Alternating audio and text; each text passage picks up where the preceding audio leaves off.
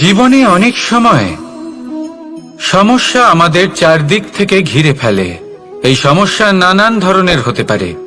আর্থিক সমস্যা হতে পারে, পারিবারিক সমস্যা হতে পারে, কোনো সম্পর্ক নিয়ে সমস্যা হতে পারে, কখনো কোনো দৈনিক সমস্যা হতে পারে, কখনো কোনো দ্বন্দ্ব হতে পারে, অনেক সমস্যা হতে পারে। কিন্তু যখনই কোনো সমস্যা আসে আমাদের মনে তার জন্য একটা উত্তর অবশ্যই থেকে থাকে, যা আমাদের অন্তরে রয়েছে। একে আমরা বলি আত্মা। আত্মা হলো পরমাত্মারই রূপ, আর পরমাত্মা তা কখনোই কিছু অনুচিত চাইবে না, তাই তো? এই আত্মা খুব ভালো করে জানে যে কোনটা উচিত আর কোনটা অনুচিত। যদি আসল বিষয়ের কথা বলি তাহলে আপনাকে নিজের মনকে বুঝতে হবে, কারণ আত্মা তো পরমাত্মা থেকেই আসে। কিন্তু এই মন মানুষ জন্ম থেকেই প্রাপ্ত করে, যার বিকাশ হয় এই সংসারকে দেখে। যেদিন আপনার এই মন আর আপনার এই আত্মা এই দুই এক হয়ে যাবে, আত্মসাৎ হয়ে যাবে, সেদিন আপনার জীবনে না কোনো সমস্যা থাকবে, না কোনো ঝঞ্ঝাট থাকবে, না কোনো সংকট থাকবে। কারণ আপনার কাছে সেই সমস্ত সমস্যার, সমস্ত বিপদের সমাধান থাকবে, আর তাও আপনারই অন্তরে। তাহলে আসুন আর আমার সাথে ভালোবেসে বলুন, রাধা রাধা। মানুষ অসুস্থ কেন হন? শারীরিক দুর্বলতার কারণে? না, মানুষ অসুস্থ হন তার মানসিকতার কারণে, তার বিবেকের কারণে, তার কর্মের কারণে, তার ক্রোধের কারণে। আর যখন কেউ সুস্থ হন, ঠিক হয়ে যান, তার মানে এটা নয় যে শুধু ওষুধের জন্য তিনি সুস্থ হয়েছেন। না, এটা কারোর তার প্রতি প্রেমের প্রভাব, বিশ্বাসের প্রভাব, সম্বলের প্রভাব। শুধুমাত্র ওষুধ দিয়ে কিছুই হয় না। যদি মনে প্রেম থাকে, বিবেক থাকে, বিশ্বাস থাকে, সম্বল থাকে, তবেই সেই ওষুধ কাজ করতে পারে। তাই মনে রাখবেন, এই জীবন হলো অত্যন্ত ছোট। মনে প্রেম ভাব রাখুন, মিত্রতা করুন, শত্রুতা নয়। ভালোবাসুন, বিদ্বেষ নয়। আর এই ভালোবাসার সাথেই বলুন, রাধা রাধা। মানুষ নিজের জীবনে ঈশ্বরকে খুব মান্য করে, ওনার জন্য কি না করে। ভিন্ন ভিন্ন নামে তাকে স্মরণ করে, তাকে পুজো করে, তার আরাধনা করে।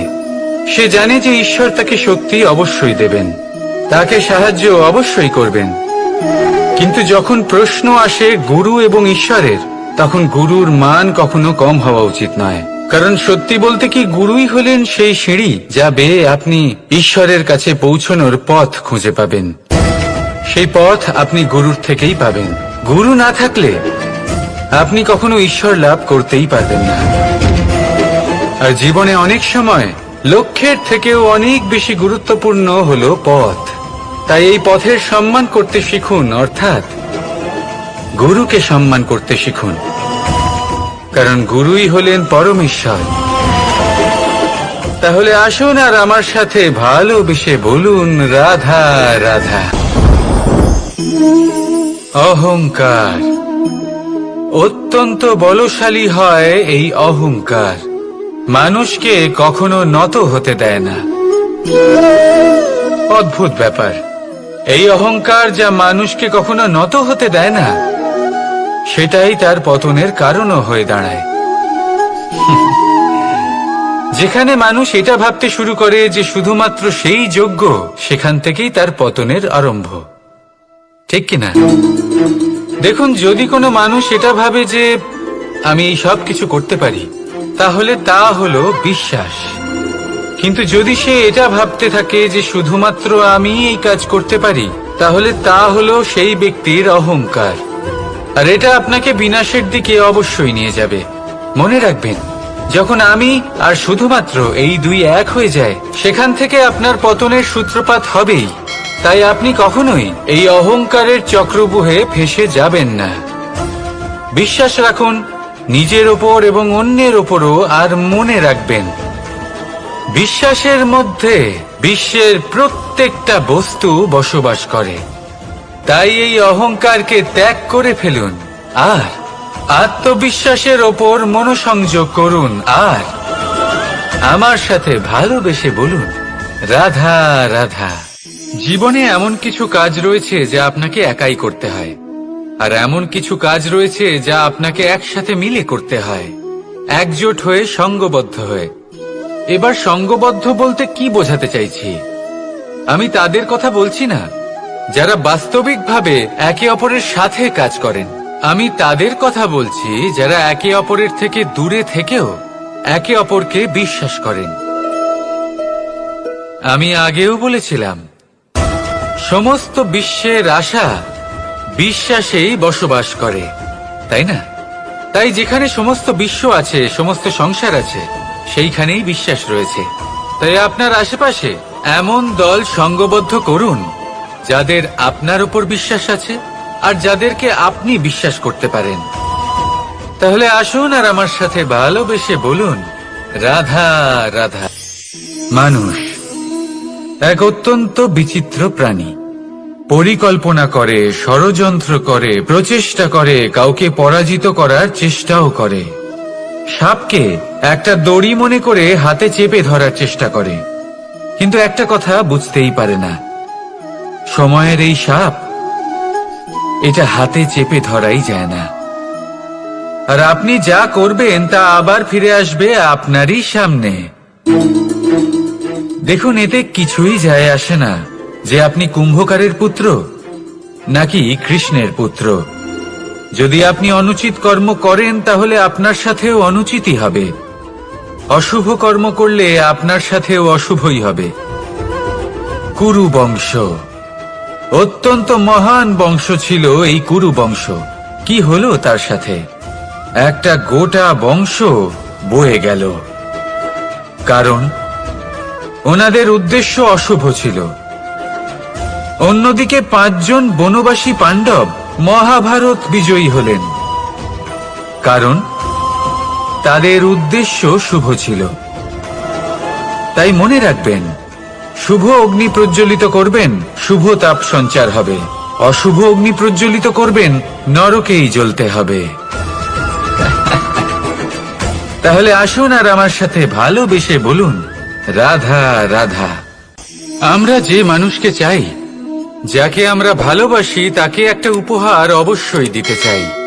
এমন এক উপহার যা ওনার ভালো লাগবে, যা শ্রেষ্ঠ হবে, অতি প্রিয় হবে, বহুমূল্য হবে, বা বলতে পারেন মূল্যবান হবে। তাই আমরা কি করি? আমরা বাজারে যাই, তার জন্য স্বর্ণ, আভূষণ, হিরে, মুক্ত এইসব নিয়ে আসি। কিন্তু এটাই কি সর্বশ্রেষ্ঠ উপহার? কখনোই নয়। সর্বশ্রেষ্ঠ উপহার হলো স্বাধীনতা। তাকে নিজের মনের মতো বাঁচার স্বাধীনতা। যদি আপনি কাউকে স্বাধীনতা না দিতে পারেন, তাহলে সে কোথাও না কোথাও বন্দী হয়ে যায়, তার বিকাশ কোথাও না কোথাও আটকে যায়। কিন্তু যদি আপনি কাউকে স্বাধীনতা দিতে পারেন, তাহলে আপনি দেখবেন ও সমস্ত সংসারকে, এই জীবনকে নিজের দৃষ্টিভঙ্গি দিয়ে দেখবে, বুঝবে যে কোনটা হলো উচিত আর কোনটা হলো অনুচিত। আর এটাই হলো সর্বশ্রেষ্ঠ। আর এবার যদি কাউকে স্বাধীনতার মাধ্যমে এত বড় একটা শক্তি দিতে পারেন, তাহলে আপনি আমাকে বলুন, এর থেকে বড় উপহার আর কি হতে পারে? আসুন আর আমার সাথে ভালোবেসে বলুন, রাধা রাধা। আপনার জীবনে আপনার প্রকৃত বন্ধু আসলে কে? আপনার সব থেকে শ্রেষ্ঠ মিত্র আসলে কে? তিনি যিনি সময় এলে পরে আপনাকে সাহায্য করেন, নাকি তিনি যিনি সময় এলে পরে আপনাকে অর্থ দেন? দেখুন, আমরা হলাম মানুষ, আমাদের জীবনে লেনদেন চলতেই থাকে। এটা আমাদের জীবনের অভিন্ন অংশ। কিন্তু অনেক সময় এমন হয় যে আমরা তাকেই নিজের প্রকৃত বন্ধু বলে মনে করি, যিনি আমাদের একটা বহুমূল্য উপহার দেন, ঠিক কিনা?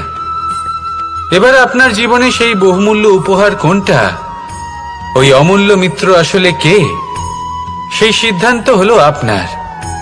কিন্তু যদি আপনি আমাকে জিজ্ঞেস করেন, তাহলে আমার মতে স্বর্ণ, হিরে, মুক্ত, ধন এগুলো বহুমূল্য নয়।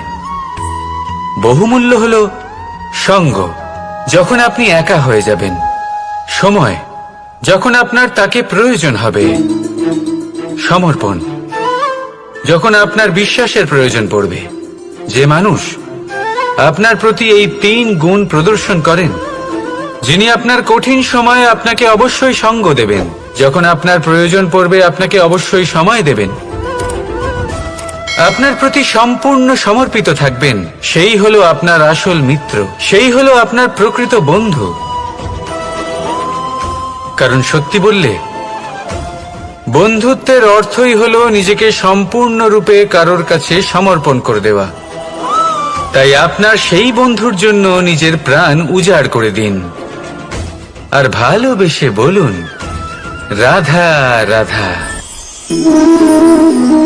শক্তি এক অত্যন্ত বিচিত্র বস্তু, বা বলতে পারেন অনুভূতি। পিতা সবসময় চান যেন তিনি তার শক্তি পুত্রকে সঁপে দিতে পারেন, যাতে সে শক্তিশালী হয়, যাতে তার মঙ্গল হয়। তার পুত্র সবসময় চায় যাতে সে পিতার সেই শক্তি লাভ করে, কিন্তু সেই শক্তি লাভ করার জন্য পুত্র হওয়া যথেষ্ট নয়, যোগ্য পাত্র হতে হয়। আসুন আপনাকে সহজে বোঝাই। যদি আপনি সুপাত্র হন আর আপনাকে শক্তি দেওয়া হয়, তাহলে আপনি সেই শক্তির গুরুত্ব বুঝবেন, কোথায় সেই শক্তি প্রয়োগ করা উচিত সেটা বুঝবেন। আর এটা যেহেতু অর্জন করা শক্তি হবে, সেই শক্তির অপব্যবহার হবে না। কিন্তু যদি এই আপনি কুপাত্র হন আর যদি আপনাকে এই শক্তি দেওয়া হয়, তাহলে কি হবে? দেখতে গেলে এই শক্তি আপনি দান হিসেবে পেয়েছেন, তাই না আপনি এই শক্তির গুরুত্ব বুঝবেন, আর না এর প্রয়োগ আপনি জানবেন। তার অপব্যবহার হওয়া সুনিশ্চিত। তাই যদি আপনি কোনো শক্তি অর্জন করতে চান, তাহলে আগে তার যোগ্য হয়ে উঠুন, পুত্র নয় পাত্র হয়ে উঠুন। আর আমার সাথে ভালোবেসে বলুন, রাধা রাধা। শক্তি শক্তি অর্জন করা এতটা কঠিন নয় যতটা শক্তি লাভ করার পরে সেই শক্তি সামলানো কঠিন হয়। কারণ যেই মানুষ শক্তি লাভ করে তার মনে গর্ববোধ জন্মায়, জন্মায় অহংকার, জন্মায় জেদ। তাই শক্তি প্রাপ্ত করার সাথে বিনম্র থাকাও অত্যন্ত আবশ্যক। আর এটা আমাদের শেখা উচিত বৃক্ষের থেকে। বৃক্ষ যা আমাদের ফল দেয়, বৃক্ষ যা যত ফল দেয় ততটাই ঝুঁকে যায়। আমরা পাথর মারি ওই বৃক্ষের থেকে ফল প্রাপ্ত করার জন্য। সেই পাথরের মার সহ্য করেও বৃক্ষ আমাদের ফল দেয়। কোনো গর্ববোধ নেই, কোনো অহংকার বোধ নেই, আর সেই জন্য এই বৃক্ষের পুজো করা হয়। এটাই হলো মাহাত্ম্য শক্তির সাথে বিনম্রতার। যদি এই শক্তি সৃজন করে থাকে, সাহায্য করে থাকে, সম্বল হয়ে থাকে, তবেই সেই শক্তি উপযুক্ত। আর নয়তো সেই শক্তি একদিন আপনাকে আসক্ত অবশ্যই করবে। তাহলে শক্তি অবশ্যই অর্জন করুন, কিন্তু তার সাথে সেই শক্তি সামলানোর মতো বিবেকও আপনাকে অবশ্যই জাগ্রত করতে হবে। তাহলে আসুন আমার সাথে ভালোবেসে বলুন, রাধা রাধা। কথায় আছে, প্রত্যেক পুত্র তার পিতার প্রতিচ্ছবি হয়, আর সমস্ত প্রতিচ্ছবি চায় যেন সে তার অস্তিত্ব প্রাপ্ত করতে পারে। পুত্র চায় সে যেন তার পিতার মতো হয়, বা কখনো কখনো তার থেকেও শ্রেষ্ঠ হয়। সেটা কোনো অনুচিত ব্যাপার নয়। অনুচিত তখন হয় যখন পুত্র নিজের পিতার মতো হবার স্বপ্ন পূরণ করতে গিয়ে বা তার থেকেও শ্রেষ্ঠ হওয়ার স্বপ্ন পূরণে অনুচিত পথের আশ্রয় নেয়। কারণ তারপরে সে তার পিতার গুণগুলি আত্মসাৎ করতে চায় না। সে শুধুই এটা চায় যে সংসারের চোখে যেন আমি শ্রেষ্ঠ প্রমাণিত হই। এটা অনুচিত। সংসারে এমন অনেক মানুষ আছেন যারা এই কারণে শ্রেষ্ঠ হবার চেষ্টা করেন যাতে তার পরিবারের তার পিতার সম্মান বৃদ্ধি পায়। এমনও মানুষ থাকেন, আর এটাই হলো পার্থক্য উদ্দেশ্যের। মনে রাখবেন, যদি আপনার উদ্দেশ্য শুভ হয় তাহলে পথও শুভ হবে, যদি আপনার উদ্দেশ্য অশুভ হয় তাহলে পথও অশুভ হবে। তাহলে নিজের পিতার মতো হবার চেষ্টা অবশ্যই করুন, তার থেকেও শ্রেষ্ঠ হওয়ার চেষ্টা অবশ্যই করুন, কিন্তু মনে রাখবেন আপনার সংকল্প আর আপনার উদ্দেশ্য এই দুই শুভ হওয়া উচিত। তাহলে আসুন আর আমার সাথে ভালোবেসে বলুন, রাধা রাধা। পিতা আর পুত্রের সম্পর্ক অত্যন্ত মধুর হয়ে থাকে। পিতা স্বপ্ন দেখেন, তাকে পূর্ণ করার সকল সম্ভাব্য চেষ্টা করেন, কিন্তু তাও অনেক সময় ওনার স্বপ্ন অপূর্ণ থেকে যায়। তখন পিতা ভাবেন যে স্বপ্ন উনি পূর্ণ করতে পারেননি, ওনার সন্তান তা অবশ্যই পূরণ করবে। যে স্থানে উনি কখনো পৌঁছতে পারেননি, সেই স্থানে ওনার পুত্র অবশ্যই পৌঁছবে। পিতা নিজের সন্তানের ভবিষ্যৎ নিয়ে সেই স্বপ্ন দেখেন, আর যখন সেই সন্তান সামনে এগোতে থাকে তখন তার দুঃখ হয় না, বরং গর্ব হয়। ওনার ভালো লাগে এটা দেখে যে ওনার সন্তান অনেক উন্নতি করছে। কিন্তু যখন সন্তান নিজের অভিভাবকের শক্তি দেখে, তার যশ দেখে হিংসা করতে থাকে, সমস্যা সেইখানেই শুরু হয়। সেই জন্য সকল সন্তানকে এটা মনে রাখতে হবে, দেখুন, পুত্র হবার সুবাদে, এক সন্তান হবার সুবাদে এটা হলো আপনার অধিকার যে আপনি আপনার পিতার থেকে বেশি উন্নতি করবেন। আপনার পিতাও এটাই চান, কিন্তু সুস্থভাবে এটা করুন। একটা রেখা টেনে নিন, যাতে আপনি তাতে এগোতে পারেন আর আপনার পিতার তাতে গর্ববোধ হয়, আর সেই বিষয়ে দুঃখ না হয় যে আমার সন্তান আমাকেই ছোট করার চেষ্টা করছে। ইতিহাস সাক্ষী রয়েছে, যে মানুষ অন্য কাউকে ছোট করার চেষ্টা করেছেন সেই মানুষই ছোট হয়ে গেছেন।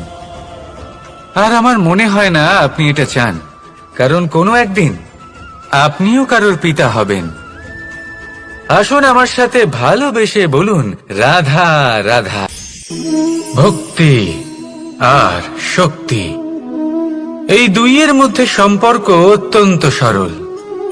মানুষ ভক্তি করেন যাতে তিনি শক্তি লাভ করতে পারেন, আর শক্তি লাভ করার পরে ভক্তি ভাব ভুলে যান, আর শক্তির প্রতি আসক্তিতে মত্ত হয়ে যান, আর সেখান থেকেই তার বিনাশ শুরু হয়। কেন? কারণ ভক্তির দ্বারা প্রাপ্ত শক্তি অন্য কারোর হিতের জন্য ব্যবহার করতে হয়, অন্য কারোর মঙ্গল করার জন্য ব্যবহার করতে হয়, কারোর বিনাশের জন্য নয়।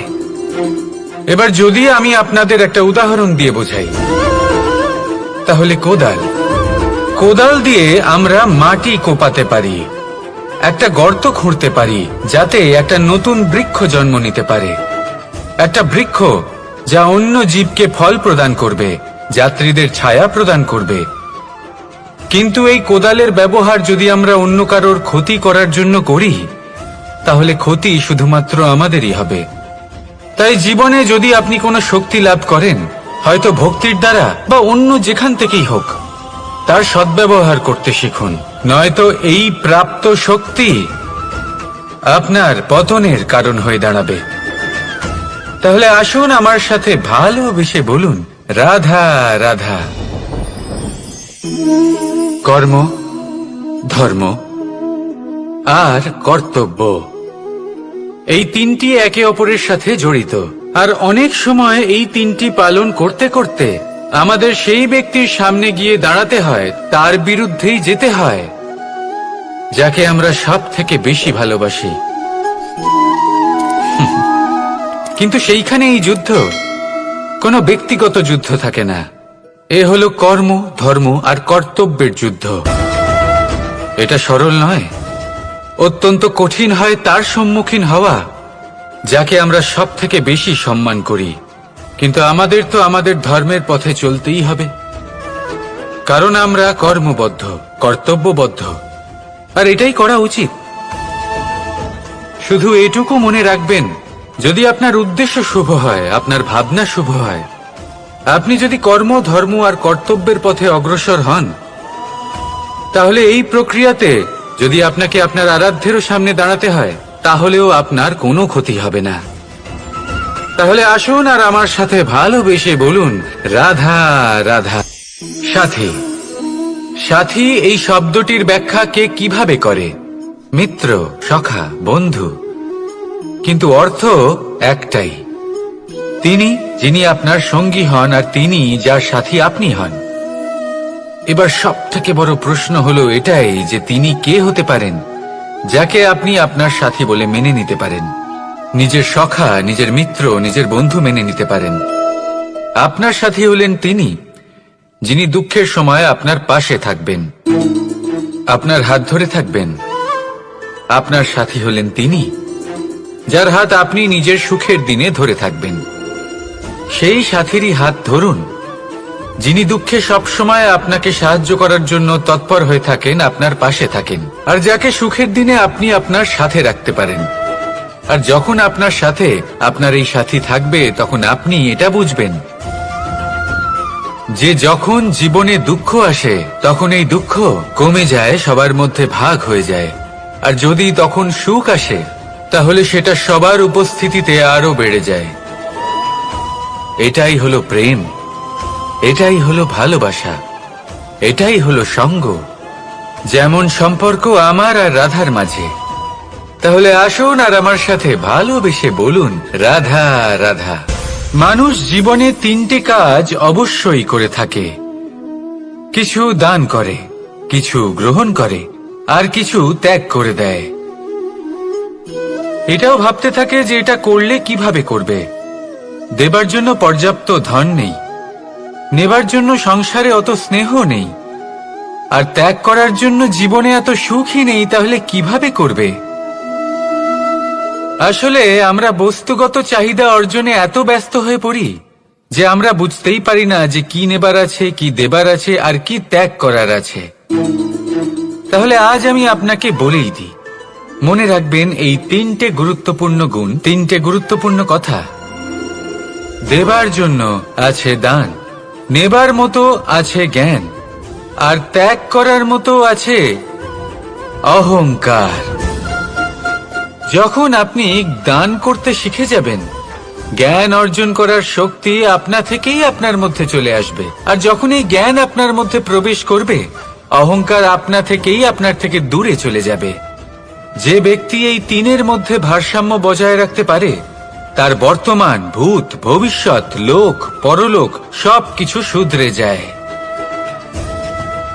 যেই দিন আপনি দান করতে শিখে যাবেন, জ্ঞান আহরণ করতে শিখে যাবেন, অভিমান ত্যাগ করতে শিখে যাবেন, আপনার সর্বশক্তিশালী, সর্বশক্তিমান পরমেশ্বরেরও প্রয়োজন পড়বে না।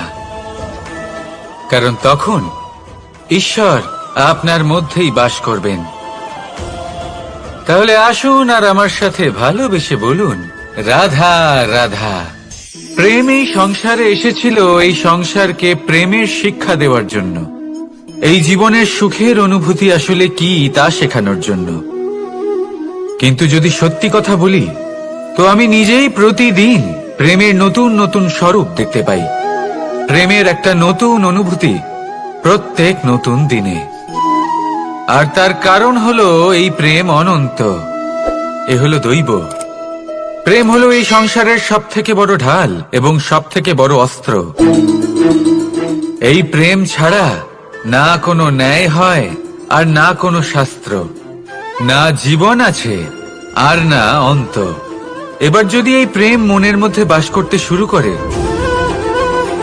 তাহলে কখনো কোনো সমস্যাই হবে না, আর যদি হয়েও থাকে তাহলে তা স্থায়ী হবে না। এই প্রেম কি না করতে পারে? এই প্রেম সমস্ত সমস্যা মিটিয়ে ফেলতে পারে, আপনার মনের মধ্যে অহংকারকেও বিনাশ করে দিতে পারে, আপনাকে সাক্ষাৎ ঈশ্বরের সাথে দেখা করাতে পারে। তাই প্রেমের দ্বারা প্রয়াস করতে থাকুন, এই সংসারের প্রত্যেক মানুষকে, প্রত্যেক বস্তুকে, প্রত্যেক জীব জন্তুকে ভালোবাসবেন। আর এই প্রেমের দ্বারাই বলুন, রাধা রাধা। বরদান অত্যন্ত বিচিত্র এক বিষয়, কিন্তু দেখতে গেলে এই বরদান কি না করতে পারে। এক দরিদ্রকে রাজা বানিয়ে দিতে পারে, একজন দুর্বলকে এই সংসারের সবথেকে শক্তিশালী ব্যক্তি বানিয়ে দিতে পারে।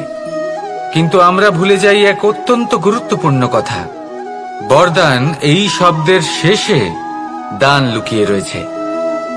এই দান কথাটা অত্যন্ত গুরুত্বপূর্ণ। আমাদের মনে রাখা উচিত এই বরদান আমরা দানে পেয়েছি, আর তাই তার সম্মান করা উচিত, কখনোই অহংকার করা নয়। আর যে ব্যক্তি বরদান পেয়ে অহংকার করেন তার যা ক্ষতি হয় তা হলো এই বরদান তার থেকে কেড়ে নেওয়া হয়। বর অর্থাৎ শ্রেষ্ঠ, অর্থাৎ বরদানের অর্থ হলো একটা শ্রেষ্ঠ দান, এবং তার ব্যবহার যদি আপনি কারোর ক্ষতি করার জন্য করেন তাহলে ক্ষতি শুধুই আপনার হবে। তাহলে এই বরদানের সম্মান করুন, উচিত পথে চলুন আর উচিত উদ্দেশ্য নিয়ে এর ব্যবহার করুন, সবকিছু ভালোই হবে। তাহলে আসুন আর আমার সাথে ভালোবেসে বলুন রাধা রাধা। আজ আমি আপনাকে এমন এক গল্প শোনাবো যা আমার নন্দ বাবা আমাকে শুনিয়েছিলেন যখন আমি ছোট ছিলাম। কাহিনী একজন সাধু আর একজন বিছের। একবার এক সাধু নদীর পাড়ে স্নান করছিলেন। উনি দেখলেন যে জলের প্রবাহে একটা বিছে ভেসে যাচ্ছে। তার প্রাণ বাঁচানোর জন্য উনি তাকে তুলে নদীর পাড়ে রাখার চেষ্টা করলেন, কিন্তু যেই সেই বিছেকে উনি হাতে তুললেন সেই বিছে ওনাকে কামড়ে দিল। সাধু আবার চেষ্টা করলেন, সেই বিছেকে হাতে নেওয়াতে সে আবার তাকে কামড়ে দিল। আরো একবার চেষ্টা করাতে ওনার শিষ্য ওনাকে জিজ্ঞেস করল, এ আপনি কি করছেন গুরুদেব? এসব কি হচ্ছে? আপনি তারই প্রাণ বাঁচানোর চেষ্টা করছেন যে আপনাকে কামড়ে দিচ্ছে। গুরুদেব উত্তর দিলেন, যে ও বিছে হয়েই নিজের কর্ম করছে, নিজের প্রবৃত্তি, নিজের ব্যবহার বদলাচ্ছে না, তাহলে আমি সাধু হয়ে তা কেন বদলাবো? এর তাৎপর্য হলো সরল, যে সংসারে কিছু মানুষ আছেন যারা হয়তো খারাপ, দুষ্ট প্রকৃতির, আর হয়তো তারা কখনোই বদলাবেন না, কখনোই কোনো পরিবর্তন আসবে না। কিন্তু তার মানে এই নয় যে আমরা আমাদের কর্ম করা ছেড়ে দিই, আমরা আমাদের প্রচেষ্টা ছেড়ে দেব। আগে না, আমাদের তো করতেই হবে, কারণ ইতিহাস সাক্ষী আছে যে এই চেষ্টা এই সংসারের ধারাকেও বদলে দিতে পারে। তাহলে আপনিও আসুন আর আমার সাথে ভালোবেসে বলুন রাধা রাধা। মানুষ তার জীবনে দুই ধরনের পরিস্থিতিকে খুব ভয় পায়। এক, কোনো কারণবশত কারোর সামনে নত হওয়া। দুই, কোনো কারণে নিজের চরিত্র থেকে, নিজের মূল্যবোধ থেকে বিচ্যুত হওয়া। এবার কেন হয় এরকম যে কথায় কথায় কারোর সামনে নত হতে হয়? কেন বারংবার নিজের চরিত্র থেকে চ্যুত হতে হয়? এরকম কেন হয়? এটা তখনই হয় যখন আমাদের শিক্ষা এবং মূল্যবোধের অভাব থাকে। যদি মানুষের মধ্যে প্রকৃত শিক্ষা থাকে তাহলে এই সংসারে কোনো সময় এবং কারোর সামনেই নত হওয়ার কোনো প্রয়োজন নেই। যদি মানুষের মধ্যে মূল্যবোধ থাকে তাহলে তাকে নিজের মূল্যবোধ বা চরিত্র থেকে বিচ্যুত হতে হয় না, তা সে যাই হয়ে যাক না কেন। কোনো বালককে যদি জন্ম থেকেই সুশিক্ষার অধিকারী করা হয়, শিক্ষিত করা হয়, মূল্যবোধের অধিকারী করা হয়, তবে সে এই সংসারে এমন কর্ম করবে যাতে সে নিজেকে, নিজের পরিবারকে, সমগ্র সমাজকে গর্বিত করতে পারে। শিক্ষা লাভ করুন, মূল্যবোধ লাভ করুন এবং আমার সাথে ভালোবেসে বলুন রাধা রাধা। এই সংসারে কোনো বস্তু হোক বা ব্যক্তি হোক, তার একার গুরুত্ব কিন্তু খুব বেশি নয়। একটা উদাহরণ হিসেবে বৃষ্টির ফোঁটাকে ভেবে দেখুন। যদি একটি বৃষ্টির ফোঁটা হয় তাহলে তার খুব বেশি গুরুত্ব থাকে না, কিন্তু যখন সহস্র বৃষ্টির ফোঁটা মেঘের মধ্যে দিয়ে ঝরে পড়ে তখন সেটা বর্ষার রূপ ধারণ করে। সেই বর্ষা যা এই প্রকৃতিকে শান্ত করে। সেইভাবেই পাথরের ছোট টুকরো, তার খুব বেশি গুরুত্ব থাকে না, কিন্তু যখন অসংখ্য পাথরের টুকরো একত্রিত হয় তখন তা পর্বতের আকার ধারণ করে। সেইভাবেই কিছু মানুষ যখন একত্রিত হন তখন তৈরি হয় পরিবার, কিছু পরিবার যখন একত্রিত হয় তখন তৈরি হয় সমাজ, যখন অনেক সংখ্যক সমাজ একত্রিত হয় তখন তৈরি হয় রাজ্য। এবার এই রাজ্যের সবথেকে গুরুত্বপূর্ণ ব্যক্তি হতে পারেন রাজা, কিন্তু তাও সেই রাজা একা কিছু করতে পারেন না। যুদ্ধ লড়ার সময় তারও নিজের সৈন্যদলকে প্রয়োজন পড়ে। কিন্তু এই সংসারে এমন একজন ব্যক্তি আছেন যিনি একাই সব কাজ করতে থাকেন, এবং সেই ব্যক্তি হলেন মা। আমাদের জীবনে একজন পিতার ভূমিকা কিন্তু নিঃসন্দেহে অমূল্য, কিন্তু আমাদের সকলের জীবনে যে ভূমিকা একজন মায়ের তা অন্য কারোর থাকে না। একজন মা একাই সন্তানকে বড় করতে পারেন, সংস্কারী করে তুলতে পারেন, তার জন্য পরিশ্রম করেন। আর এত কিছু কাজ করার পরেও তার কাজের জন্য তিনি প্রশংসা অবশ্য পান না। উল্টে যদি সেই সন্তান অনুচিত পথে চালিত হয়, অনুচিত কর্ম করে, তখন সেই মাকেই অপবাদের পাত্র হয়ে উঠতে হয়। আমাদের জীবনে মায়ের যোগদান কতটা সেটা বুঝুন। আপনাকে বড় করে তোলার জন্য উনি কতটা পরিশ্রম করেছেন সেটা বুঝুন। আজ থেকে, এখন থেকে, এই মুহূর্ত থেকে মাকে সম্মান করতে শিখুন। যখন সময় পাবেন, যখন সুযোগ হবে, তখন তার প্রশংসা করুন, ওনারও ভালো লাগবে। আর মায়ের এই মমতার জন্য, তার এই ভূমিকার জন্য আসুন সবাই মিলে আমরা তাকে প্রণাম করি, আর সকলে মিলে ভালোবেসে বলি, রাধা রাধা। মানুষের মানসিকতা এমন হয় যে সে যতটা করে আশা করে যে তার থেকে অনেক বেশি তার বদলে সে পাবে। দেখুন, সবকিছুই আপনার ভাবনা চিন্তার উপর নির্ভর করছে। আপনি যদি ফলের বিষয়ে ভেবে কর্ম করতে থাকেন তাহলে সেটা অনুচিত। জীবনের আসল আনন্দ হলো নিজের কর্ম করতে থাকা, ফলের চিন্তা করা উচিত নয়। যদি আপনি এরকম ভাবেন যে আমি এতটা করছি, আমার এতটা পাওয়া উচিত, সেই ভাবনা অনুচিত। যদি আপনি সেবার মানসিকতা নিয়ে কর্ম করতে থাকেন, কর্মচক্রে প্রবাহিত হন, যদি আপনি এমন ভাবনা রাখেন যে আমি এতটা পাচ্ছি তাই এর থেকে অনেক বেশি আমি কর্ম করব, তাহলে নিশ্চিত রূপে আপনি যতটা করছেন তার থেকে অনেক বেশি আপনি পাবেন, আপনার আশার থেকে অনেক বেশি আপনি পাবেন। শুধু জীবনে অনেক বেশি কাজ করতে থাকুন, ফলের চিন্তা করবেন না। আর মনে রাখবেন, এই ভাবনাই সব থেকে বড় বীজ। কর্মের উপর বিশ্বাস রাখুন, জীবনে যা যা আপনি চান সবই সুখময় হবে। আসুন আর আমার সাথে ভালোবেসে বলুন, রাধা রাধা। আপনি কখনো পর্বতের শিখরে উঠেছেন? আপনি দেখতে পাবেন পর্বতের পদতলে প্রচুর সুন্দর ফুল রয়েছে, সবুজ বনানী রয়েছে। যত আপনি ওপরে উঠতে থাকবেন তত ফুল কমতে থাকবে, সবুজ বনানী কমতে থাকবে। আরো কিছুটা ওপরে উঠলে কাঁটা জাতীয় গাছ দেখতে পাবেন, শুকনো গাছ দেখতে পাবেন। আরো যদি ওপরে ওঠেন তাহলে পাষাণ দেখতে পাবেন। আরো উপরে উঠলে হিমখণ্ড দেখতে পাবেন। এই যে পর্বত, তা মনুষ্য জীবনের সব থেকে উত্তম উদাহরণ। মানুষ যখন সাফল্যের শিখরে পৌঁছতে চান, মহানুভবতার শিখরে পৌঁছতে চান, পথে যত আস্তে আস্তে উপরে উঠতে থাকেন ততই ভৌতিক বস্তু তার থেকে বিচ্ছিন্ন হতে থাকে। যদি তিনি সেই ভৌতিক বস্তুগুলি ত্যাগ না করতে পারেন তাহলে কখনোই সেই স্থানে পৌঁছতে পারবেন না। আর মানুষ যদি উচিত ত্যাগ করতে পারেন, পথে অগ্রসর হতে থাকেন, এগোতে থাকেন, তাহলে একদিন না একদিন তিনি মহানুভবতার, জ্ঞানের, সাফল্যের হিমের স্বাদ অবশ্যই লাভ করবেন। মনে রাখবেন, মানব জীবনের ত্যাগ হলো অত্যন্ত গুরুত্বপূর্ণ অংশ। আসুন আমার সাথে ভালোবেসে বলুন, রাধা রাধা। আপনি কখনো কোনো বাজকে নিজের বাসা বানাতে দেখেছেন? এই বাজ যখনই কোনো বাসা বানায় তখন উঁচু গাছের ডালে বা কোনো পর্বতের শিখরে বাসা বানায়, অনেক উচ্চতায়। আর সেখানে তার সন্তানও জন্মগ্রহণ করে। যখন এই সন্তানেরা জন্মায় তখন এই বাজ খুবই ভালোবেসে এবং খুব সাবধানে এদের পালন পোষণ করে। নিজের ঠোঁট দিয়ে তাদের ঠোঁটে খাবার পরিবেশন করে। কিন্তু যেই সেই সন্তানেরা হৃষ্টপুষ্ট হয়ে যায় এবং সেই কথা বাজ নিজে বুঝতে পেরে যায়, সেই বাজ নিজেই সেই বাসা ছিন্ন ভিন্ন করে দেয়।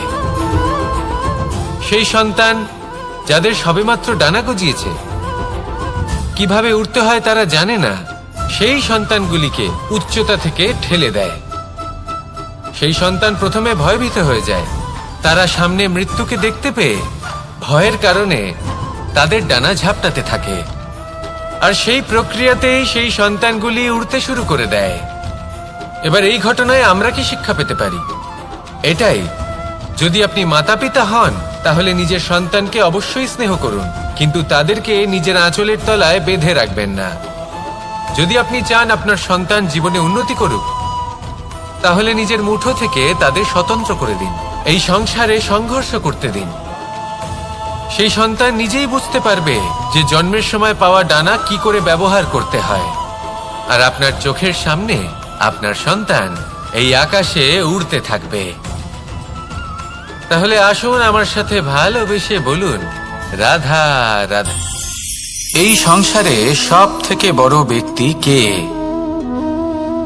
আপনি বলবেন এ কেমন ধরনের প্রশ্ন, কিন্তু এটা হলো সব থেকে উচিত প্রশ্ন। কেউ এর উত্তর দেবে যে সেই মহাপ্রতাপী রাজা, তিনি হলেন সব থেকে বড় ব্যক্তি, সেই বড় রাজনীতিবিদ, তিনিই সব থেকে বড় ব্যক্তি। আমি আপনাকে জানাই যে সংসারের সব থেকে বড় ব্যক্তি হলেন তিনি, যার সাথে দেখা করলে আপনি নিজেকে ছোট মনে করবেন না। কোনো ব্যক্তি যিনি সব থেকে বেশি শক্তিশালী, আপনি যদি তার সামনে যান তাহলে উনি আপনার অন্তরের শক্তিকে বাইরে বের করে আনবে, আপনার অন্তরে লুকিয়ে থাকা শক্তিকে জাগ্রত করতে প্রেরণা প্রদান করবে। তিনি হলেন বড় ব্যক্তি, তিনি হলেন মহান ব্যক্তি। তিনি নন যিনি নিজের বল এবং ঐশ্বর্য দ্বারা আপনাকে তার সামনে ছোট প্রমাণ করবেন। এবং সেই জন্য মহাদেব আমার আরাধ্য হলেন আমার খুব প্রিয়। কারণ রাজা হোক বা ফকির, কেউ যদি ওনার সামনে যান তাহলে সে নিজেকে ছোট মনে করেন না। আপনিও যদি জীবনে অনেক বড় হতে চান তাহলে কাউকে কখনো নিজেকে ছোট মনে করতে দেবেন না। তার অন্তরে বড় হয়ে ওঠার প্রেরণা প্রদান করুন। আসুন আমার সাথে ভালোবেসে বলুন, রাধা রাধা। সূচের শেষে একটি ছিদ্র থাকে যার দ্বারা আমরা এই সুতো পরাতে পারি, আর তারপর সূচের সাহায্যে এই সুতো দিয়ে বস্ত্র সেলাই করা যায়। কিন্তু যদি সুতোটা সোজা করে ধরা না হয় তাহলে সূচে কখনো এই সুতো পরানোই সম্ভব নয়। যদি এতে কোনো গিঁট পড়ে তখন তা কখনোই এই ছিদ্র দ্বারা প্রবেশ করা সম্ভব নয়। ঠিক এইভাবেই যদি আপনি কারোর জীবনে প্রবেশ করতে চান, কারোর অন্তরে প্রবেশ করতে চান, তাহলে আপনাকেও সহজ থাকতে হবে। এতে কোনো গিঁট থাকলে চলবে না, অর্থাৎ মনে যাতে কোনো মালিন্য না থাকে, যেন কোনো কুচিন্তা না থাকে। যদি এসব থাকে তাহলে আপনি কখনো কারোর জীবনে প্রবেশ করতে পারবেন না। আর যদি কোনোভাবে আপনি প্রবেশ করেও যান তাহলে তার মনে ঘর করতে পারবেন না। নিজেকে এই সুতোর মতন করে তুলুন, সহজ। মনে যেন কোনো কুচিন্তা না থাকে, সবার প্রতি যেন সদ্ভাবনা থাকে, শুভ চিন্তা থাকে। এমনটা করতে থাকুন। এমন একটা দিন আসবে যেদিন এই সমস্ত সংসারের ব্যক্তির মনে আপনি বাস করবেন, আর তখন এই মন প্রসন্ন হয়ে বলবে, রাধা রাধা। কথায় আছে যে এমন কোনো অক্ষর নেই যার দ্বারা কোনো মন্ত্র হয় না, এমন কোনো বনস্পতি নেই যা নিজেই একটা ঔষধি নয়, পৃথিবীর এমন কোনো ব্যক্তি নেই যার মধ্যে কোনো যোগ্যতা থাকে না। শুধু প্রয়োজন হলো যে ব্যক্তিকে আমরা খুঁজে চলেছি তাকে সঠিকভাবে চিনে নেওয়া। যদি তার যোগ্যতা, তার বিশেষত্ব আমরা বুঝতেই না পারি তাহলে আর লাভ কি রইল? এই সংসারে এমন অনেক ব্যক্তি রয়েছেন যারা ছোট ছোট অসফলতার কারণে আপনাকে এটা বলে দেবে যে আপনি কোনো কাজের নন, আপনি হলেন মূর্খ, আপনি কিছুই করতে পারবেন না। এইসব কথায় কখনোই বিশ্বাস করবেন না, কারণ আপনি এবং প্রত্যেকটি জীব এই পরমাত্মা এবং এই প্রকৃতির সৃষ্টি, যা অত্যন্ত বিশেষ।